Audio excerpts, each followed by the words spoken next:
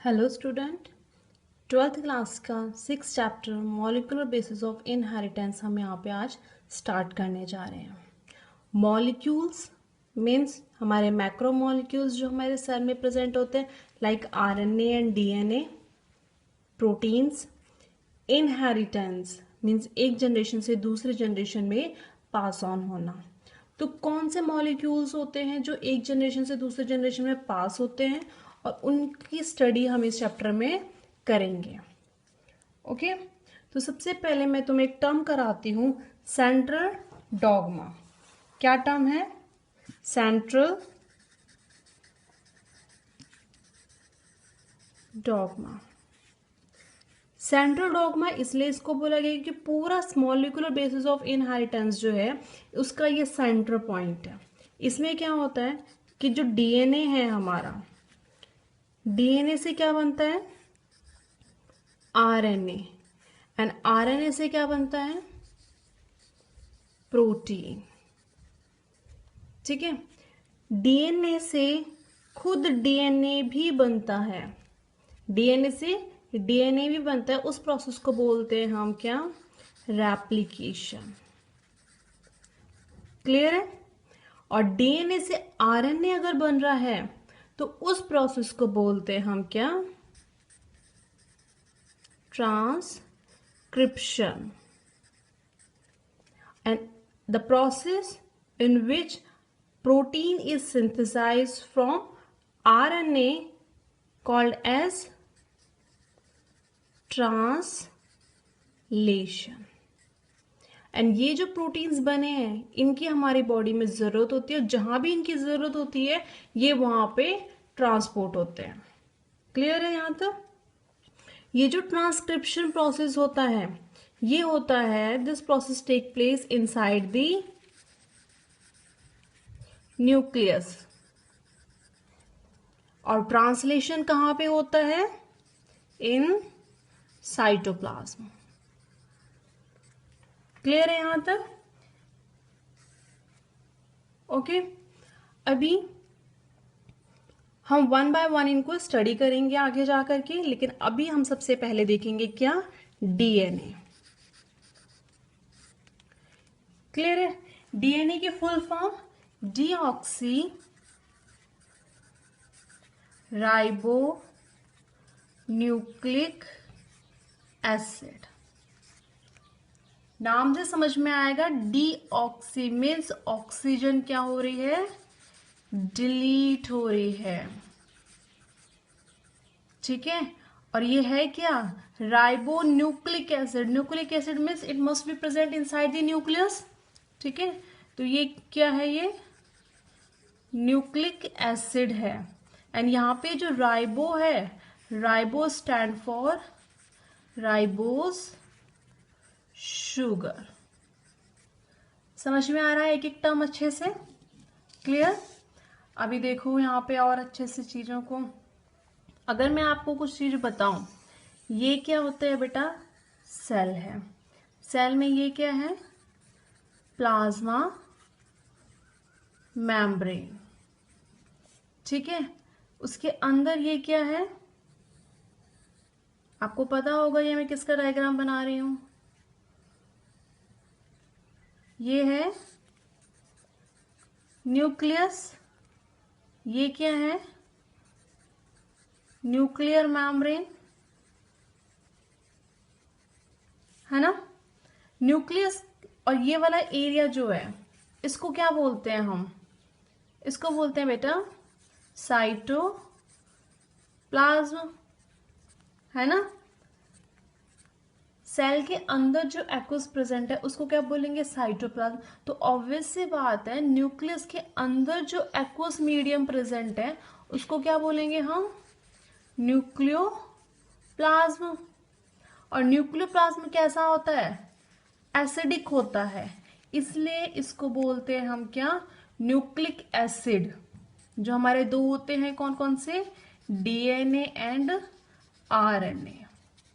ठीक है, RNA stand for ribo nucleic acid, and DNA का मैंने यहां पे आपको ऑलरेडी बता दिया है, डीऑक्सी राइबोन्यूक्लिक एसिड। समझ में आया यहां तक? क्लियर है यहां तक? चलिए आगे मूव करते हैं। डीएनए, ठीक है, डीएनए जो सबसे पहले देखा था वो किसने देखा था, किसने ऑब्जर्व किया था? वॉटसन एंड क्रिक ने एक मॉडल दिया था। ऑब्जर्व सबसे पहले इसने नहीं किया था, लेकिन एक मॉडल दिया था वॉटसन एंड क्रिक ने, जिसमें के अकॉर्डिंग इन्होंने बताया था कि जो हमारा डीएनए होता है ये डबल हेलिक्स होता है, लैडर शेप, लैडर होती है ना, लैडर शेप इसका स्ट्रक्चर है, and anti parallel double helix है। मीन्स किस तरीके से है ये, इसका स्ट्रक्चर हमें कुछ ऐसे देखने को मिलता है।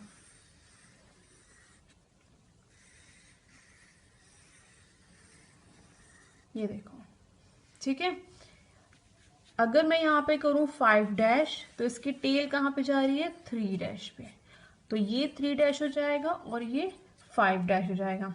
ठीक है, समझ में आ रहा है ना? ये 3 to 5 है और ये 5 to 3 है, अपोजिट है ना, तो इसलिए इसको क्या बोला गया था? क्या बोला गया था इसको? Anti parallel, anti parallel double हेलिक। ठीक है, स्ट्रक्चर कैसा है इसका? Anti parallel double helix. ठीक है, 5 to 3 तो 3 to 5। यहां तक क्लियर है? सीधे समझ में आ गई? चलिए, अगर मैं कंपोनेंट्स की बात करूं, डीएनए के कंपोनेंट्स, तो बेटा डीएनए के अगर हम कंपोनेंट्स की बात करें तो हमारे पास कितने कंपोनेंट्स होते हैं? 3 कंपोनेंट्स होते हैं। First, ribose sugar, second phosphate, third nitrogenous base. ठीक है, शुगर एंड फॉस्फेट का नाम आपने ऑलरेडी अब कई बार सुना होगा। नाइट्रोजन बेस जो होते हैं ये हमारे पास 2 तरह के होते हैं। ठीक है, ये हमारे पास 2 तरह के होते हैं, प्यूरीन एंड पायरिमिडीन। ठीक है, प्यूरीन जो है ये डबल रिंग स्ट्रक्चर है। डबल रिंग मतलब कि इनका स्ट्रक्चर कुछ इस तरीके का है, देखो 1 रिंग 2 रिंग, तो ये क्या है? प्यूरीन क्या है? हमारे डबल रिंग स्ट्रक्चर है। एंड पायरिमिडीन हमारा होता है क्या? सिंगल रिंग स्ट्रक्चर, जिसमें क्या आएगा? सिर्फ एक रिंग आएगी। ठीक है, तो प्यूरीन कौन कौन से होते हैं? प्यूरीन हमारे पास होते हैं एडिनोसिन एंड ग्वानिन। पायरिमिडीन हमारे पास होते हैं thymine, cytosine and uracil. Uracil present only in RNA। ठीक है, एक सेकेंड,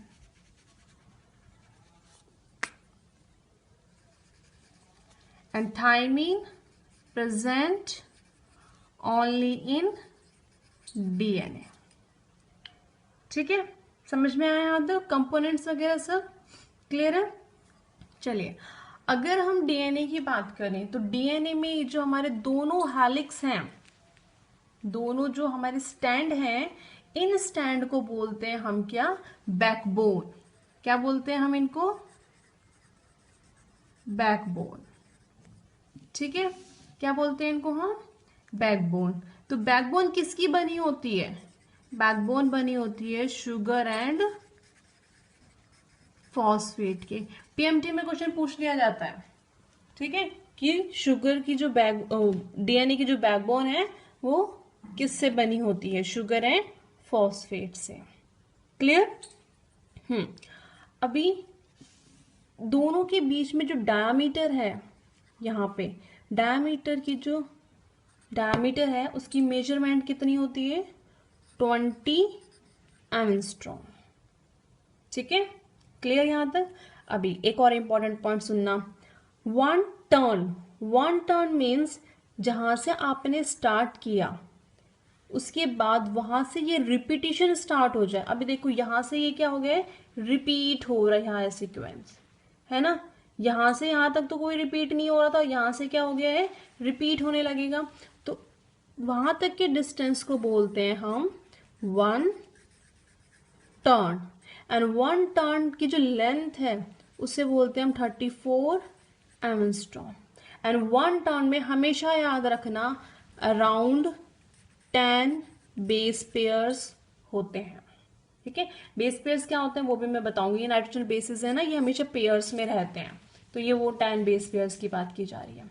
ठीक है, अगर आप इसको डिवाइड कर देंगे 34 डिवाइडेड बाय 10, तो इसका मतलब एक बेस पेयर के बीच में जो डिस्टेंस है वो कितना हो जाएगा, 3.4 एंगस्ट्रॉम, है ना। समझ में आ गई बात, क्लियर है यहां तक सारे पॉइंट्स। ठीक है, एक और चीज मैं आपको बता दूं, जो हमने नाइट्रोजन बेसिस पढ़े, तो डीएनए के अंदर कौन कौन से नाइट्रोजन बेसिस हैं, adenosine, guanine, thymine, cytosine and बस, ये तो आरएनए में होता है। ठीक है, तो ये नाइट्रोजन बेसिस हमारे यहाँ पर हैं। तो इनके बीच में कौन कौन सा बॉन्ड होता है और कौन सा नाइट्रोजन बेस किसके साथ बॉन्ड बनाता है, वो अब यहाँ पर मैं तुम्हें एक बार बता दूं कि एडिनोसिन हमेशा बॉन्ड बनाएगा थाइमीन के साथ एंड डबल बॉन्ड बनाएगा। एडिनोसिन डबल बॉन्ड बनाता है थाइमीन के साथ, थाइमीन भी डबल बॉन्ड बनाएगा एडिनोसिन के साथ, वाइस वर्सा। सेम ग्वानिन लेकिन ट्रिपल बॉन्ड बनाएगा साइटोसिन के साथ, एंड साइटोसिन भी ट्रिपल बॉन्ड बनाएगा किसके साथ, ग्वानिन के साथ। ठीक है, समझ में आया यहाँ पे। अब हम स्टार्ट करते हैं न्यूक्लियोसाइड। न्यूक्लियोसाइड में जब राइबोज शुगर जो होती है हमारी, उसमें 5 कार्बन होते हैं, 1 2 3 4 एंड 5, ये 5 कार्बन है। ठीक है, 5 कार्बन की रिंग स्ट्रक्चर है। 5 कार्बन में जो फर्स्ट कार्बन होता है ये हमारा बाइंड करता है किसके साथ, नाइट्रोजनस बेस के साथ, एनी वन ऑफ देम। ठीक है, जब हमारा शुगर बाइंड कर रहा है नाइट्रोजन बेस के साथ तो उसको क्या बोलेंगे हम, न्यूक्लियोसाइड में, जब sugar bind with nitrogenous base. ठीक है, लेकिन जब हमारी ये शुगर किसी फॉस्फेट के साथ भी बाइंड हो जाती है, क्लियर है, तब हमारा ये स्ट्रक्चर क्या बन जाता है, न्यूक्लियोटाइड। ठीक है, मीन्स जब हमारा फॉस्फेट बाइंड होता है शुगर के साथ, शुगर बाइंड होती है नाइट्रोजन बेस के साथ, तो इस स्ट्रक्चर को क्या बोलते हैं हम, न्यूक्लियोटाइड। एक मॉलिक्यूल ऑफ दिस। अगर ऐसे बहुत सारे मॉलिक्यूल्स ऊपर नीचे बाइंड होते हैं, मीन्स ये शुगर अब एक और फॉस्फेट के साथ बाइंड होगी, वो फॉस्फेट एक और शुगर के साथ होगा, और वो शुगर नाइट्रोजन बेस के साथ अटैच होगा। अगेन ये एक और फॉस्फेट के साथ होगा, ये एक और शुगर के साथ, और ये एक और नाइट्रोजन बेस के साथ। अगेन ये एक और फॉस्फेट, एक और शुगर, नाइट्रोजन बेस। तो ये अगर ये कंटिन्यूसली ऐसे ही चलता रहता है तो इसको बोलते हैं हम क्या, पॉलीमर्स ऑफ न्यूक्लियोटाइड। ठीक है, तो क्या हो जाएगा ये, पॉलीन्यूक्लियोटाइड चेन ऑफ डीएनए।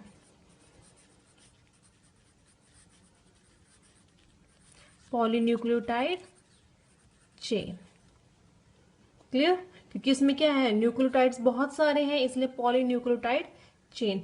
ऐसे ही अगर ये चेन, क्योंकि मैंने बताया था सपोज यहाँ पर एडिनोसिन है तो एडिनोसिन डबल बॉन्ड बनाएगा थाइमीन के साथ, और थाइमीन भी किसके साथ अटैच है, शुगर के साथ। शुगर किसके साथ अटैच्ड होता है, 2 फॉस्फेट के साथ, ये फॉस्फेट शुगर के साथ, ये यहाँ पर एक और नाइट्रोजन बेस के साथ अटैच होगा, ये अगेन फॉस्फेट, ये अगेन शुगर, ये नाइट्रोजन बेस, ये अगेन फॉस्फेट, अगेन शुगर, ये नाइट्रोजन बेस, और ये नाइट्रोजन बेस अगर यहाँ पे ग्वानिन है तो यहाँ पे साइटोसिन होगा और यहाँ पर ट्रिपल बॉन्ड होगा, तो यहाँ पे भी कुछ ना कुछ बॉन्ड्स बनेंगे अकॉर्डिंग टू बेस पेयर। ठीक है, तो उसी हिसाब से अब ये कंप्लीट स्ट्रक्चर क्या बन गया, डबल स्टैंडर्ड। क्या बन गया है ये, डबल स्टैंड ऑफ डीएनए। समझ में आ गई बात। सिंगल जब न्यूक्लियोटाइड्स ऐड होते जा रहे थे तो उसको क्या बोला था हमने, पॉलीन्यूक्लियोटाइड चेन। जब इनमें आपस में बॉन्ड्स बन जाते हैं और ये सिंगल स्टैंड दोनों मिलकर के क्या बनाते हैं, double stand of DNA.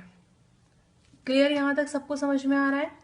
Okay good. अभी थोड़ा सा हम इसकी बॉन्डिंग्स वगैरह पे ध्यान देते हैं। ठीक है, जो हमारा राइबोस शुगर है वो हमने यहाँ पे स्ट्रक्चर बनाया था। कैसा बनाया था राइबोस का स्ट्रक्चर, हमने कुछ इस तरीके से बनाया था, 5 कार्बन स्ट्रक्चर। ठीक है,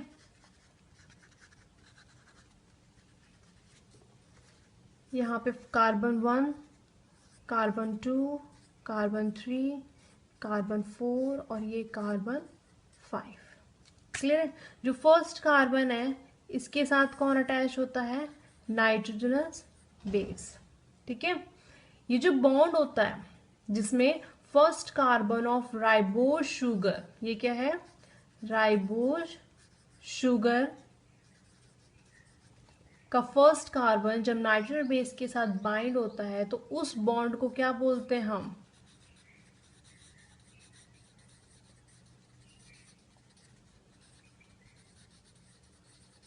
एन ग्लाइकोसाइडिक लिंकेज। समझ में आ गया, कौन सा बॉन्ड बोलते हैं हम, एन ग्लाइकोसाइडिक लिंकेज। यहाँ पे क्या कवर कर रहे हैं हम, सॉरी, यहाँ पे कवर कर रहे हैं हम बॉन्ड्स। ठीक है, अभी फॉस्फेट अटैच होना है तो ये 5th कार्बन भी एक फॉस्फेट के साथ अटैच होता है और ये 3rd कार्बन भी हमारा एक फॉस्फेट के साथ अटैच्ड होता है। ठीक है, तो एक शुगर मॉलिक्यूल्स 2 फॉस्फेट के साथ अटैच होते हैं और वो भी एस्टर बॉन्ड।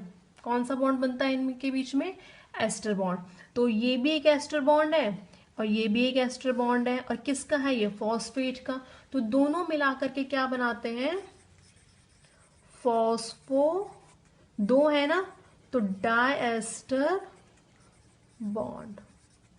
तो बेटा कौन सा बॉन्ड बना है यहाँ पे, फॉस्फो डायएस्टर बॉन्ड, और यहाँ पे कौन सा बना है, एन ग्लाइकोसाइडिक लिंकेज। और nitrogenous base and nitrogen base के बीच में कौन सा बॉन्ड बनता है, हाइड्रोजन बॉन्ड। तो 3 बॉन्ड पढ़े हैं हमने यहाँ पे, है ना। 3 बॉन्ड कौन कौन से पढ़े हैं हमने, जल्दी से बता दो। पहला हाइड्रोजन बॉन्ड, ये किस किस के बीच में है, nitrogen base and nitrogenous base के बीच में है। ठीक है, दूसरा बॉन्ड कौन सा पढ़ा हमने, एन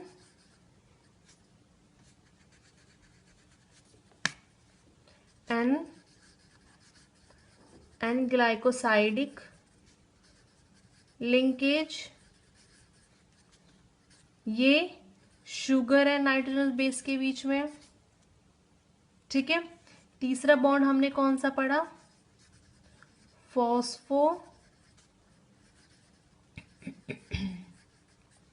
डायस्टर बॉन्ड, ये हमारा फॉस्फेट एंड शुगर के बीच में।